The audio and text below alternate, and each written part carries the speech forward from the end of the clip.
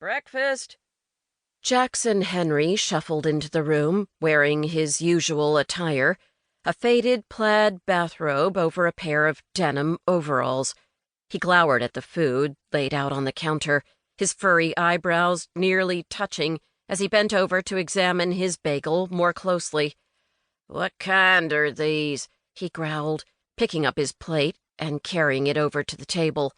He continued to study the bagel, squinting at it distrustfully. "Cinnamon raisin," James replied, spearing a forkful of egg. "Why?"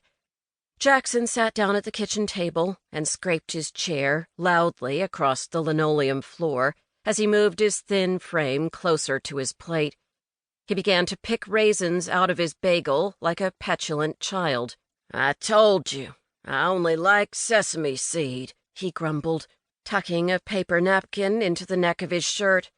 James sighed. "The store was out of those, Pop. I'll get sesame seed next time." He inhaled the pleasant aroma coming from his own bagel as he lifted it to his mouth. He loved the smell of cinnamon. When James was a boy, his mother would have made homemade cinnamon rolls on a dreary October day. They would be waiting at his place for him, warm and fresh from the oven, with rivulets of icing cascading down their high walls of succulent dough. James would come home from band practice, and Jackson would arrive after a long, satisfying day's work at Henry's Hardware and Supply Company, to be met by the scent of cinnamon filling the entire house. James would drop his instrument case, kiss his mother on the cheek, and sit down at the kitchen table to a delightful treat. It was the small things, like the aroma of cinnamon or the feel of her dented mixing bowls, that made James miss his mother's presence the most.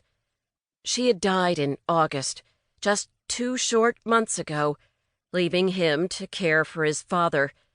Physically, Jackson was perfectly healthy, but over the last decade he had become more and more reclusive. After his hardware store was bought out by one of the big chain stores, something in Jackson seemed to wither up and die. He began to leave all of the errands that required a drive into town to his wife. Instead, he'd tinker about in the back shed for most of the day. James's mother complained that her husband barely talked anymore.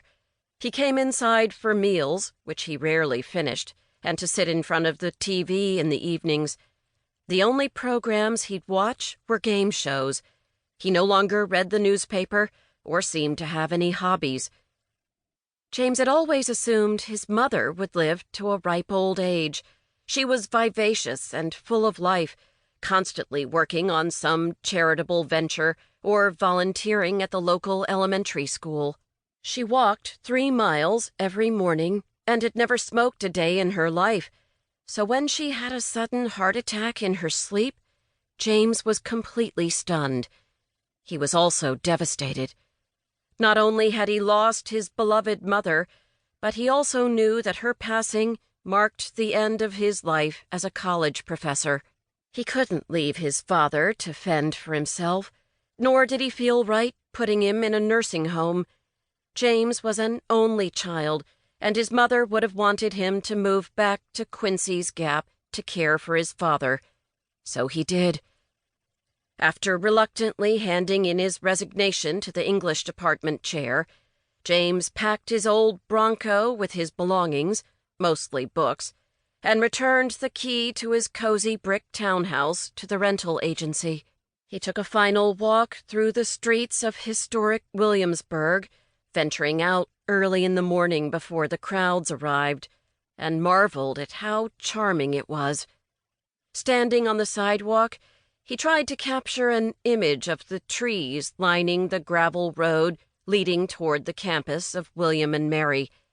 As the minutes passed, the morning sun set the autumn leaves ablaze, bidding James a fiery farewell. Turning away from the life he'd come to know, he filled up a takeout mug with Sumatra blend at the coffee house, and then drove 4 hours west, to the hometown he only visited during Christmas and summer breaks. Boasting one main street